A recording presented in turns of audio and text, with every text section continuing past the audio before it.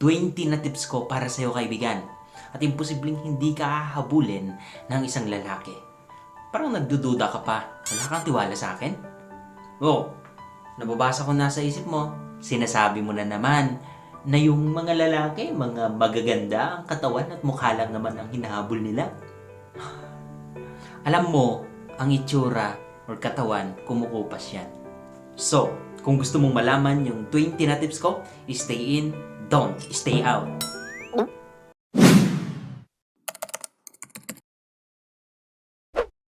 Kung gusto mo na maging effective, make sure na patapusin mo itong video na to. Dahil baka magmamagaling ka, wala ka pa sa kalahati, alam ko na yan. Dahil tuturuan kita kung paano mo ito i-balance. Kaya proceed na tayo sa number 1. Sabihin mong busy ka.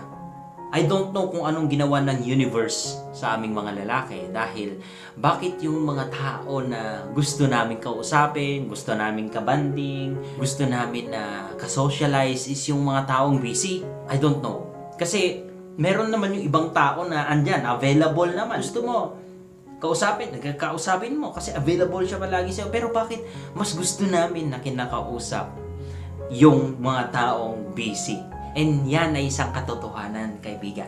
So kahit wala ka namang ginagawa talaga, kahit nanonood ka lang ng mga K-pop dyan or whatever, yung wala ka naman talagang natin na mahalagang ginagawa, is that sabihin mo pa din na you're busy.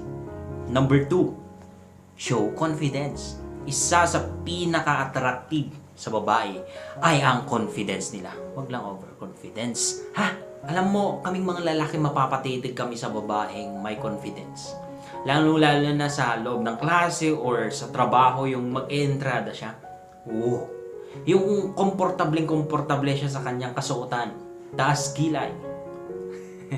We don't know kung bakit, pero very attractive para sa aming mga lalaki yun. Number 3, don't let him think that he is only the one or indisposable siya. Lagi kong sinasabi sa inyo mga kaibigan na ang gusto ng lalaki yung mga bagay na wala sa kanila. Ang mga bagay na nagpapahabol sa kanila. Kasi nasa instinct na ng lalaki ang isang hunter o yung naghahabol. Ngayon, kapag feeling niya is that malakas siya sa'yo kasi hindi mo pa naman siya boyfriend, hindi mo pa naman siya partner, yung feeling na siya lang yung lalaking nagugustuhan mo, hindi kanya habol. Mawawala yung attractiveness mo sa kanya. Number 4, you don't need to give everything to him para meron siyang habulin, para meron siyang hanapin sa'yo.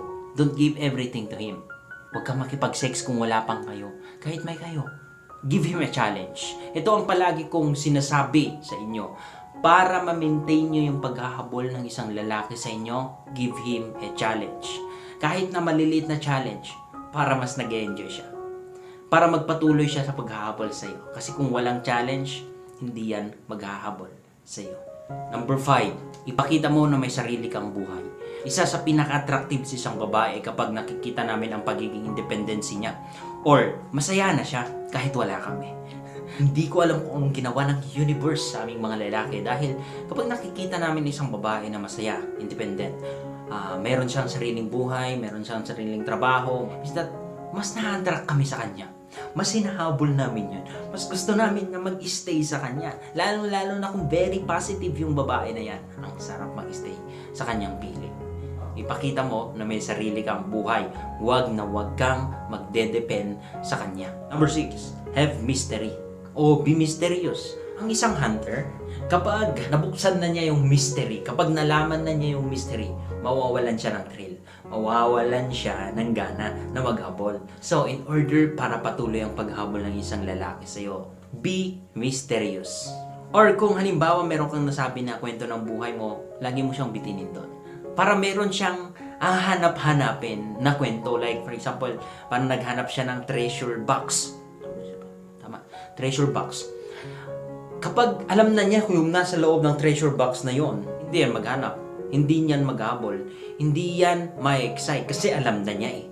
So yun yung magic ng isang mystery box. Kasi walang nakakalam kung nasa loob niya. Ganun ka din. In order para habulin ka ng isang lalaki na hindi mo pa boyfriend, be mysterious. Number 7, flirt with him. In order para magkaroon siya ng fuel sa paghahabol sa'yo, makipag-flirt ka din, but not all the time, ha? Not all the time. Let him do his job. Pero make sure na malaman niya na interested ka din sa kanya para meron siyang dahilan na mas mag-pursue. Kasi baka makalimutan mo na medyo ipakita din sa kanya na interested ka sa kanya. Magsasawa yan. Mapapagod yan. Kasi hindi lahat ng tao merong guts na magpatuloy na maghabol. Kung alam naman nila na sa huli ay hindi ka naman makakamit. So make sure na makipag-flirt ka din sa kanya but not all the time. Basta may pakita mo lang na interested ka, na interesting ka na babae. Na? Number 8. Less more. Sino bang lalaki ang gusto ng essay na mga messages? Make sure na kapag nagme-message ka sa kanya, it's not that too long, but it's not that too less. Too short. Kasi kapag masyadong mahaba, maboring. Pero kapag masyadong maiksi, mawawalan siya ng interest sa'yo.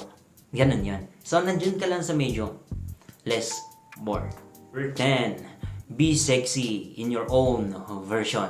Make sure na every time nakasama mo siya or every time nakausap mo siya, be sexy lang. Yung komportable ka. Kasi, one of the biggest na factor na naghahabol ang isang lalaki talaga is physical. Pero, sabi ko nga kanina, huwag kang mag-alala dahil kumukupas yun. Okay? Hindi yun yung talaga eh. Pero, may pero na naman. But, may but na naman. Make sure that be sexy every time nakasama mo siya. Number 9. Stay active on social media. Pero, iwas-iwasan ang oras-oras na pagpo-post. Very attractive sa isang babayang open-minded. Open-minded pero hirap makuha. Kung akala mo madali lang, pero mahirap pala. Ayun, nagigets niya na ako. Nagpo-post ng ano-ano, some of them ay jupay pagka-adult, yung topic.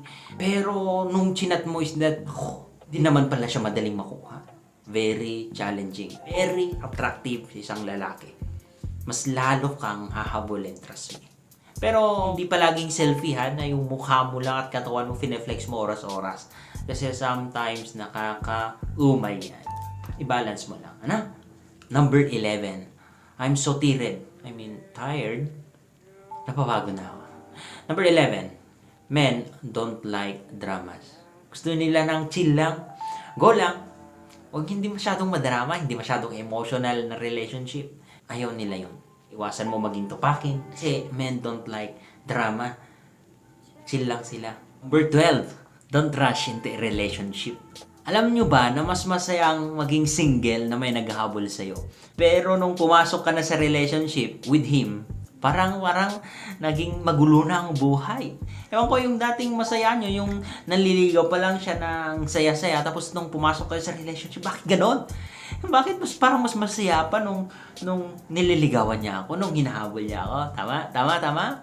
So, isang tips ko sa'yo para habulin ka palagi ng isang lalaki is that don't rush into a relationship.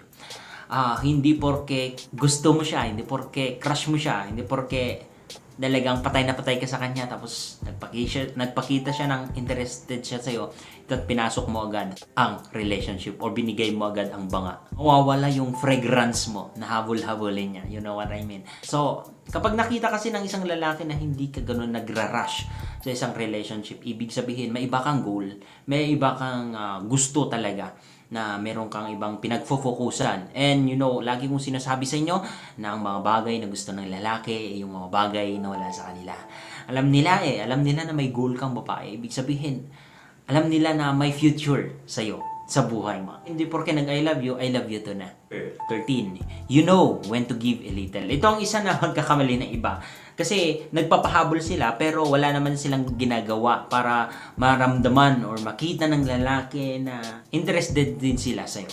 Na makita nila na meron din silang prize. Meron silang makukuha at the end ng kanilang paghihirap. Kasi yung iba nagpapahabol. Ito know when to give a little. Dapat, alam mo kung kailan ka magbigay din ng favor sa kanya, magbigay ng time sa kanya, magbigay ng effort sa kanya para magkaroon siya ng fuel. Number 14, don't text him all the time. Uumay siya sa'yo. Nawawala yung challenge. Bakit? Because you text him all the time. And in that way kasi hindi mo siya binibigyan ng space. Alam mo ba, nang paminsan-minsan na pagte-text sa kanya is that binibigyan mo siya ng space in order para ma-miss ka niya. Number 15, time. Don't give him all your time. mo. Kung kailangan niya ng whole day na kasama, mamasyal, maybe sometimes, samahan mo siya, but not all the time. Hindi ko alam kung naiintindihan nyo. Pero sabi ko nga, yung mga bagay na wala sa lalaki, yung mga bagay na hindi nila nakakamit, is mas lalo nilang pinapursue. Yun yung binigay ng universe sa amin na instinct eh. Maging hunter. Habulin yung wala sa amin. Habulin yung nagpapahabol. So, sana ma-absorb nyo. Sana. In order to make any man chase you. Huwag ka mawala ng confidence na sa katawan lang bumabase ang lahat ng lalaki. Hindi. Number 16. Don't be easy. Hindi porke binigyan ka ng luck is that okay na ang lahat. Hindi porke binigyan ka ng cake, okay na ang lahat. I mean, hindi naman sa nag-aaway kayo pero okay na.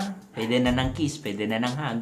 Lalo na kung wala pa kayo, pwede nang magsogo. Isa sa pinaka-turn off or ayaw ng isang lalaki yung babaeng easy. Trust me, kung madali ka makuha, mawawala yung attractive mo sa kanya. Attractiveness mo sa kanya. Mawawalan ka ng challenge. Trust me. Okay? So, like for example, ganito. Pag meron siyang binigay sa'yo, appreciate mo yung effort niya, hindi yung binigay niya na bagay sa'yo. Halimbawa, magbigay siya ng laptop. Sana all. I-appreciate mo yung pagbibigay niya ng laptop sa'yo. At hindi yung laptop na binigay niya. Bakit? Kasi kapag yung mga binibigay niyang ina-appreciate mo, wow, ang ganda ng laptop. Wow, ang ganda ng flowers. Wow, ang sarap naman ng chocolate. Okay lang, sige. Sabihin na natin, okay lang sa kanya. Pero alam mo ba na mas lalo kang nakakapasok sa kanyang puso, sa kanyang isip, at mas lalo kanyang habulin kapag in-appreciate mo yung kanyang effort. Wow, nag-effort ka pa naman. Oh, di ba busy ka? Thank you ha sa effort mo. Thank you sa pagmamahal mo. Para hindi ka magmumukhang gold digger. Kasi sometimes yung mga lalaki, tinetest ka niyan sa pamagitan ng kanilang pagbibigay. Tingnan ko nga ito kung madali. Number 17. Let him know that he's doing everything good. In short, i-appreciate mo siya. Isa din to na fuel para mas lalo kanyang habulin. Kasi it shows that you're interested in him. Na-interesado ka sa kanya. Kapag ikita mo yung kanyang hirap, yung kanyang pagod, yung kanyang mga sakripisyo, sa kanyang goal, sa kanyang studies, or kung naman yung kanyang ginagawa. Let him know. Directly, sabihin mo sa kanya, you're doing good. Ang galing mo niyan. Wow naman. Bagay na bagay mo yan. Ang sarap sa feeling.